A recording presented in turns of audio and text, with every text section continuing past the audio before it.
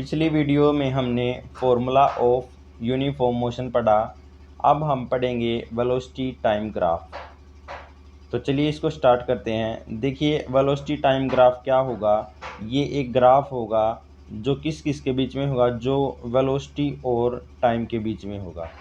अगर हम इस तरीके से एक ग्राफ बनाएं, यहाँ पे जो एक्स एक्सिस है यहाँ पे अगर हम टाइम लें और यहाँ पे हम वेलोसिटी लें, तो इस ग्राफ को हम कहेंगे वेलोसिटी टाइम ग्राफ। अब देखिए अगर हमारे पास कोई भी ऑब्जेक्ट है, अगर वो यूनिफॉर्म मोशन कर रहा है, हम मान लेते हैं कि यहाँ पे जो ये स्केल है ये यहाँ पे 10 हो गया, ये यहाँ पे 20 हो गया, ये यहाँ पे 30 हो गया, इस तरीके से ये यहाँ पे 40 हो गया, यहाँ पे 1 आवर हो गया, यहाँ पे 2 हो गया, यहाँ पे 3 हो गया। तो अगर हम कहें कि कोई ऑब्जेक्ट है, अगर कोई ऑब्जेक्ट है हमारे पास और वो एक यूनिफॉर्म वेलोसिटी से चल रहा है, तो उसकी वेलोसिटी को हम मान लेते हैं कि जो उसकी वेलोसिटी है वो है 30 किलोमीटर पर आवर। ये उसकी वेलोसिटी है 30 किलोमीटर पर आवर और वो यूनिफॉर्म वेलोसिटी से चल रहा है, यानी कि तो उसका जो ग्राफ होगा वो इस तरीके से आएगा। अब देखिए अगर हम इस ग्राफ को कंप्लीट करें तो ये यहाँ पे हमारे पास वेलोसिटी हो गई, ये यहाँ पे हमारे पास ये जो डिस्टेंस हो गया ये टाइम के इक्वल हो गया।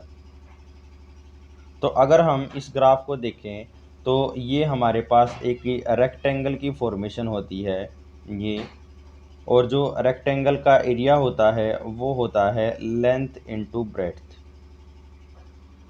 तो अगर हम इसको देखें तो लेंथ की वैल्यू हमारे पास से टाइम है, तो ये हो गया हमारे पास टी।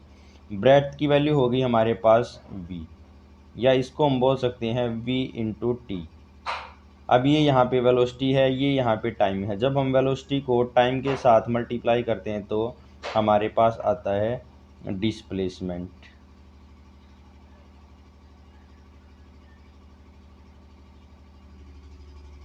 तो जो एरिया है, area under velocity time graph represent displacement.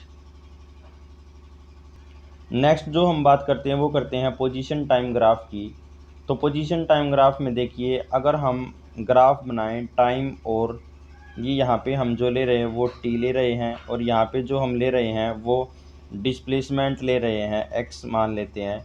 तो अगर कोई ऑब्जेक्ट रेस्ट पे है तो जो रेस्ट के लिए ग्राफ होगा वो इस तरीके का आएगा हमारे पास। दूसरा ग्राफ आएगा अगर कोई ऑब्जेक्ट यूनिफॉर्म मोशन में चल रहा है, यानी कि वो यूनिफॉर्म वेलोसिटी से चल रहा है, तो यहाँ पे ये टाइम हो गया, यहाँ पे ये डिस्प्लेसमेंट हो गया। तो उसके लिए जो ग्राफ आएगा वो स्ट्रेट लाइन ग्राफ आएगा इस तरीके से।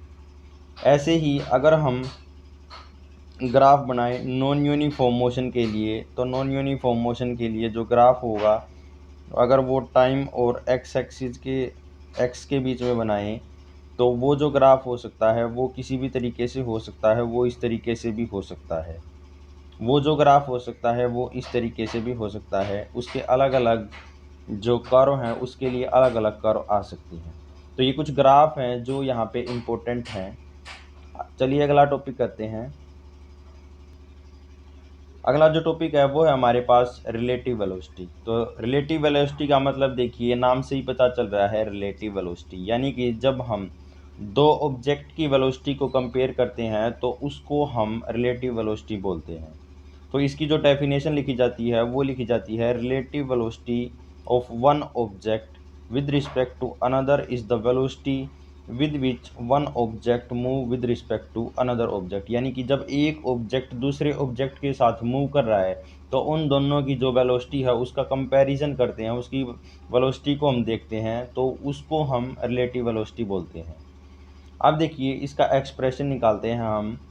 तो सबसे पहले चलिए हम इसका डायग्राम बनाते हैं। तो अगर हम कोई भी दो ऑब्जेक्ट लें, एक ऑब्जेक्ट ए हो गया हमारे पास, एक ऑब्जेक्ट बी हो गया। तो देखिए दोनों ऑब्जेक्ट इधर मूव कर रहे हैं, यहाँ पे ऐसे मोशन कर रहे हैं दोनों ऑब्जेक्ट, और ये यहाँ पे ओरिजिन है। तो मान लेते हैं कि जो किसी टाइम पे जो ऑब्जेक्ट टाइम जब t = 0 था तो यहाँ पे ऑब्जेक्ट ए है, और जब टाइम ये ऑब्जेक्ट बी मूव कर रहा है, तो यहाँ पे जो ऑब्जेक्ट है वो बी है। तो जब टाइम की वैल्यू 0 थी तो t इज इक्वल टू 0 पर जो ऑब्जेक्ट है उसका ए ऑब्जेक्ट उसका जो डिस्प्लेसमेंट है वो है x01, और जो दूसरा ऑब्जेक्ट है जब t इज इक्वल टू 0 था तो उसका जो डिस्प्लेसमेंट है वो है हमारे पास x02।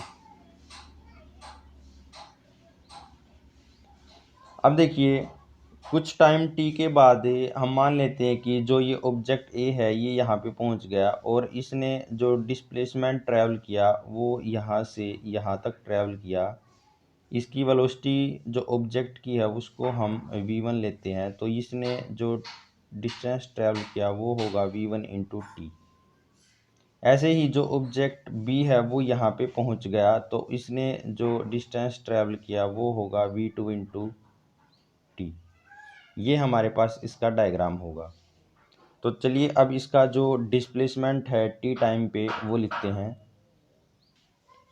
जो x1 होगा ये डिस्प्लेसमेंट है ऑब्जेक्ट ए का, ये क्या लिखा जाएगा, ये होगा जो t इज इक्वल टू 0 पे डिस्प्लेसमेंट था, जो पहले ही डिस्प्लेसमेंट था x01 प्लस टी टाइम में कितना डिस्टेंस ट्रैवल किया उसने v1 इंटू टी। ये इक्वेशन नंबर हमारे पास 1 हो गई। ऐसे ही अगर हम बी ऑब्जेक्ट के लिए लिखें तो ये लिखा जाएगा x2 is equal to x02 plus v2 into टी। ये इक्वेशन नंबर 2 हो गई हमारे पास। अब देखिए हम दोनों के डिस्प्लेसमेंट को घटाते हैं हम, यानी कि x2 माइनस x1 करेंगे तो ये आएगा हमारे पास x02 minus x01 v sorry ये आएगा v2 माइनस v1, और t दोनों टर्म में यहाँ पे भी है यहाँ पे भी, तो इसको हम बाहर ले लेते हैं ऐसे। अब देखिए अगर हम इस क्वांटिटी को x पुट करें, इसके डिफरेंस को x0 पुट करें,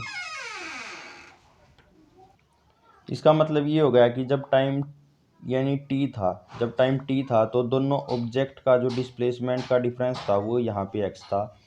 जब टाइम t की वैल्यू 0 थी तो ये हमारे पास जो डिस्प्लेसमेंट था वो x0 था।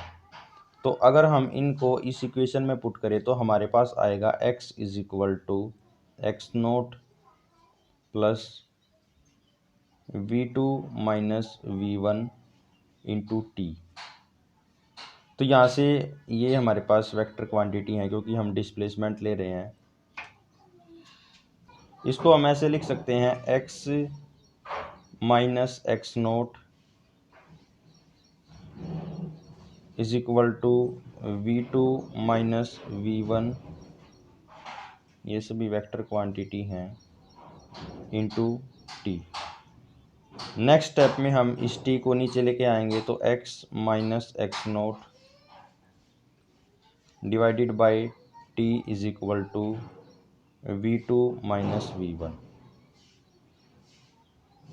ये हमारे पास फाइनल फॉर्मूला आ गया रिलेटिव वेलोसिटी के लिए। इस इक्वेशन में ये हमारे पास जो राइट हैंड साइड आई है ये हमारे पास रिलेटिव वेलोसिटी है, इसको हम लिखेंगे VBA।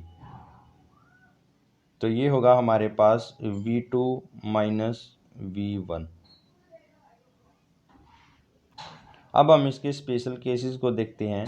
तो देखिए अगर दोनों ऑब्जेक्ट ए और बी दोनों ऑब्जेक्ट थे, अगर वो सेम वेलोसिटी से मूव कर रहे हैं, यानी कि जो v1 है वो v2 के इक्वल है, तो ऊपर वाली इक्वेशन में जो x minus x0 divided by T था वो हो जाएगा हमारे पास 0, यानी कि जो x की वैल्यू आएगी वो हमारे पास x0 के इक्वल आएगी। यानी कि जो दोनों ऑब्जेक्ट हैं उसका जो डिस्प्लेसमेंट होगा वो सेम होगा। और अगर हमारे पास v1 की वैल्यू ग्रेटर है v2 से तो ये जो फैक्टर है ये हमारे पास आएगा नेगेटिव, तो जो रिलेटिव वेलोसिटी आएगी वो नेगेटिव आएगी। अगर v2 ग्रेटर देन v1 है तो हमारे पास जो रिलेटिव वेलोसिटी आएगी वो आएगी पॉजिटिव। ये हमारे पास यहाँ पे रिलेटिव वेलोसिटी का कंसेप्ट था। मैं इसको दोबारा से एक्सप्लेन कर देता हूँ। देखिए हमने यहाँ पे दो ऑब्जेक्ट लिए, एक ऑब्जेक्ट ए है हमारे पास, एक ऑब्जेक्ट बी है। यहाँ पे ऑब्जेक्ट ए है। हमने कहा कि जब time t is equal to 0 था तो जो ऑब्जेक्ट बी था वो इस पोजीशन पे था, तो ए ऑब्जेक्ट था वो इस पोजीशन पे था। उसका ओरिजिन से जो डिस्प्लेसमेंट था वो था x01, और जो बी ऑब्जेक्ट था उसका ओरिजिन से डिस्प्लेसमेंट था x02। टी टाइम के बाद हमने ये कहा कि जो ऑब्जेक्ट ए है वो v1 वेलोसिटी से मूव कर रहा है, और जो ऑब्जेक्ट बी है वो v2 वेलोसिटी से मूव कर रहा है। तो जो टी टाइम के बाद बी जो डिस्प्लेसमेंट ट्रैवल करेगा वो v2 इंटू टी करेगा, और ए जो करेगा वो v1 इंटू टी करेगा। तो इससे हमने यहाँ पे फिर इक्वेशन लिखी कि जो टोटल डिस्प्लेसमेंट होगा x1, यानी कि जो ऑब्जेक्ट ए है उसका डिस्प्लेसमेंट होगा, जो इनिशियल डिस्प्लेसमेंट था वो, इनटू टी टाइम में उसने जितना डिस्प्लेसमेंट ट्रैवल किया वो। उसके बाद हमने x2 लिखा बी ऑब्जेक्ट के लिए डिस्प्लेसमेंट, वो होगा x02 प्लस v2 इंटू टी। अब ये दोनों इक्वेशन आ गई। हमने क्या किया, x2 में से x1 को माइनस किया, तो यहाँ पे इस तरीके से माइनस किया तो ये होगा हमारे पास। अब देखिए हमने कहा कि जब time t is equal to T था तो दोनों के बीच में जो हमने डिस्प्लेसमेंट लिया उसको हम x लिखेंगे, यानी कि इसकी जगह हम x पुट करेंगे, इसकी जगह हम x0 पुट करेंगे, और यहाँ पे ये पुट करने के बाद हमारे पास जो इक्वेशन आएगी वो आएगी x is equal to x0 v2 minus v1 into टी। अब देखिए जो ये x0 है इसको हम इधर लेके आएंगे तो ये नेगेटिव में हो जाएगा, x minus x0 is equal to v2 minus v1 into T.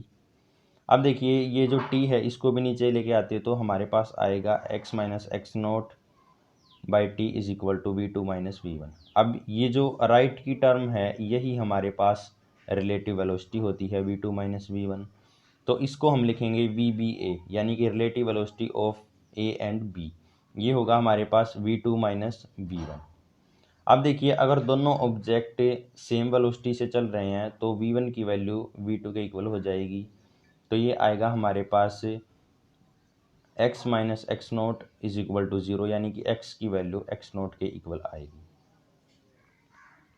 अगर v1 की वैल्यू v2 से ग्रेटर देन है तो हमारे पास जो रिलेटिव वेलोसिटी आएगी वो नेगेटिव आएगी, और अगर v2 की वैल्यू v1 से ग्रेटर है तो ये हमारे पास पॉजिटिव आएगी। ये हमारे पास यहाँ पे इस तरीके से रिलेटिव वेलोसिटी का कंसेप्ट है। अब देखिए ये हमने यहाँ पे रिलेटिव वेलोसिटी का कंसेप्ट पढ़ा, तो यहाँ पे हमने देखा कि जो दो ऑब्जेक्ट थे, एक ऑब्जेक्ट था हमारे पास ए, एक ऑब्जेक्ट था हमारे पास बी, और दोनों जब सेम डायरेक्शन में मूव कर रहे थे तो उनकी जो रिलेटिव वेलोसिटी थी वो थी V B A is equal to v2 minus v1, या हम इसको लिख रहे थे V B minus V A. अब देखिए ये कब है, जब दोनों ऑब्जेक्ट सेम डायरेक्शन में मूव कर रहे हैं। अगर हम ये कहें कि एक ऑब्जेक्ट जो है, जो ए ऑब्जेक्ट है वो इधर मूव कर रहा है इस तरीके से, और जो ऑब्जेक्ट बी है वो इधर मूव कर रहा है, तो जो रिलेटिव वेलोसिटी लिखी जाएगी वो लिखी जाएगी वी बी माइनस होगा, लेकिन इधर मूव कर रहा है तो वी ए,